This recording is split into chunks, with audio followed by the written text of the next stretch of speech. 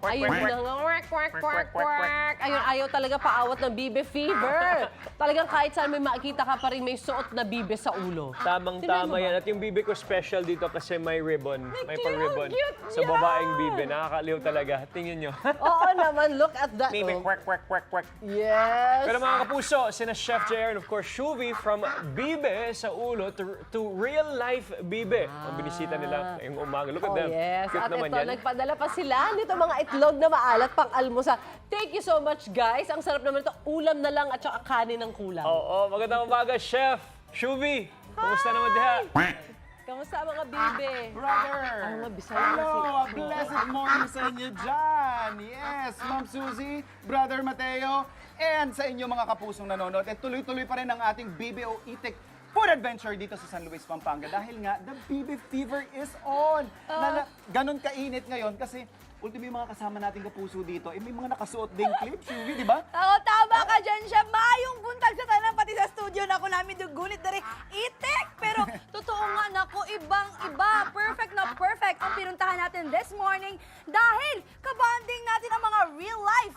Mga bibe talaga itik. Totoo na talaga itong mga kapuso. Oh. Ayan, ha? Oh, di ba? Totoo na And the talaga flesh. sila. Yes na yes.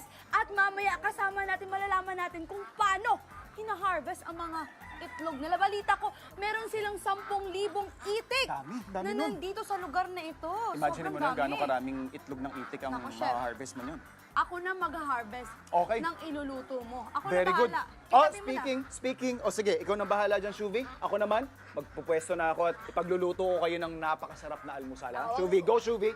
Huwag mong problemahin yan, Chef. Itong mga itik na to, simple to, basic lang to sa akin, pero mamaya ka na, baby, ha? Ngayon, kasama po natin si Sir Romeo. Yan, Sir Romeo, pakibalik na. Kaya babalik na natin yung Bye-bye, baby. bibi natin. Galing. Yan, ah. Ayan, balita ko, Sir, ang dami niyong bibi, 10,000. Marami ba kayong nakukuhang itlog araw-araw? Oo, nakaka-80% sila, mga 8,000 a day. 8,000 a day? Oo, Ginoo ko. 8,000. Maraming Ang ano. ang daming itlog at saka ang lalaki ng mga itlog nila. Grabe yung ano, pero paano nga ba ito hina-harvest? Pagka umaga, pinupulot ng mga tao dyan, nilalagay sa, sa Eto na tray. yun. Yan, ganyan. At dadalhin natin si Chef JR dyan ng maraming itlog. Pero balita ko, itong mga itlog pala na to nagiging itlog maalat, sir. Oo. Paano siya nagiging itlog maalat? Yung lalagyan namin ng lupa na galing sa pulso at saka asin. Tapos ay babalot namin doon, lalagay namin sa plastic na 15 days para magigis yung buro.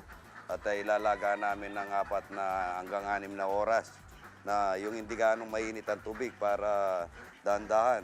Medyo mahaba din pala yung proseso. Medyo. Pero para magandang lalabasin yun, nagmamantika siya. Pero masarap yung mga salted egg talaga na yan, Chef. Pero Chef, kumusta ka dyan? Balita ko, masarap yung niluluto mo dyan. Ito, ready na. Na-harvest ko na yung mga itlog ng itik na para sa'yo. Back Perfect to na you, Chef. perfect Good yan, morning, good Shuvi. morning. Kasi Yan, yan po ang ating main ingredient sa recipe na ibibigay namin sa inyo this morning. Yung ating salted egg vegetables. So, I'm sure very familiar sa inyo to. May slight variation lang tayo doon sa classic pinakbet natin. Kasi imbes na bagoong or alamang yung ating ipantitimpla, yung masarap at very affordable kumpara sa karne na salted egg ang gagawin nating panimpla. So, eto, mainit na yung mantika natin, ginigisa ko na yung ating kamatis tsaka sibuyas. Lagyan lang din natin ng konting bawang. Tapos, isasabay ko na rin dito yung ating kalabasa. Maganda sa recipe na to, guys, kahit anong in-season na vegetables, pwede nyong gawing substitute or kung ano yung bet ninyo, kung pwedeng ampalaya lang, puro okra lang, pwede nyo rin gawin yon. So, tutos lang natin yan. And of course, ayan may rest back tayong kasama. Uy, Kapagod! Diyos ko naman. Ang dami kong bilang ng itlog para sa'yo. Ang dami. Eto, fresh na fresh, tama-tama. Ready na yun. Ito yung fresh natin na itlog ng bibe or itlog ng itik na nakuha kanina. Ang bango-bango niyan, Chef. Of Naaamoy ko na course, yung... gisa pa lang yan, ha? Gisa pa lang yan, Ineng. Ayan. Kagaya ng sinasabi natin sa kanila, parang gagawin nating substitute na pampanimpla is yung itlog na maalat. So, kung bet ninyo ng ibang panimpla, perfectly fine. Pero yun nga, by using kasi salted egg, this makes it a complete dish.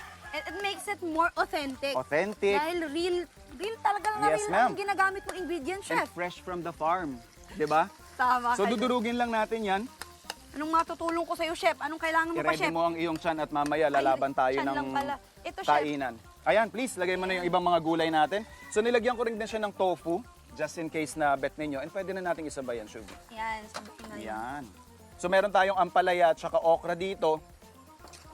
And of course, konting pepper. Yan.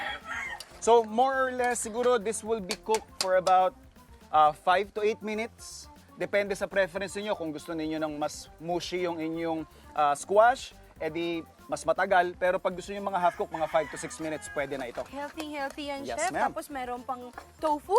Tofu, kaya nga complete meal. So after mga 8 minutes to 10 minutes, eto na yung kalalabasan niyan, mga kapuso. Ayan, no? So, kita mo na yan. Eto na yung magiging itsura niyan. Ayan, no? Ready na to sa sinangag. Nako, ready na din ang chan ko, chef, para tikman yan. Ayan, ewan ko lang kung sa studio may tinapay sila doon. Ito, perfect partner din yan. So, ipa-plate lang natin to. Again, kung gusto niyo pang dagdagan ng more protein, pero we already have that from our salted egg. Yeah. Pero kung gusto niyo lagyan ng baboy, then it's perfectly fine sa inyo. Kung anong preference ninyo. Sulit, budget-friendly. budget-friendly rin. Ang bilis ng palalutuin. Definitely. Mabilis. Kahit yung mga sa mga anak ninyo, iutos nyo to, paluto nyo sa kanila. Ready. Eto na, mga kapuso. Tikiman na! Tikiman time. Ito, pero Ayan, mainit. ayan. Medyo mainit. Oo, para Dahan-dahan lang. careful Ako ang tayo. palaya ako eh. Oh. Sarap, chef. Gusto ko pa. Dahil itlog na maalat yung ginamit natin, hindi lang alat yung binibigay niya, may bahid ng creaminess sa dulo, di ba? So perfect na perfect. Mamaya mga kapuso, syempre, aabangan pa nila kasi aalamin din natin yung mga proseso ng pag-aalaga ng bibe or itik. Nako, excited ako. Kaya naman tutok lang kayo sa Pambansang Morning Show kung saan laging una ka. Unang hirit!